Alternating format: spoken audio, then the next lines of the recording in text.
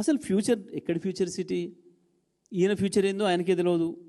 రేపు ఉంటాడా ఎల్లుండి బీక్తాడా తెలియదు. ఆడ సిటీ లేదు.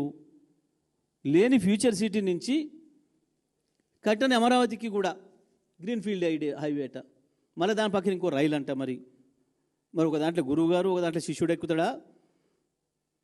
మరి పోయేటప్పుడు రైల్లో పోయి వచ్చేటప్పుడు రోడ్లో వస్తారా ఇద్దరు గురు శిష్యులు హైదరాబాద్ అమరావతికి ట్రిపుల్ వేయడానికి? దేని కొరకు? ఏంది ఇదంతా కూడా? ఇవన్నీ ఏం తెలియజేస్తూ ఉన్నాయి? కేవలం రియల్ ఎస్టేట్ దందా కొరకు తను, తన తాబేదారులు, తన బంధుమిత్రులు కొన్న వేలాది ఎకరాలకు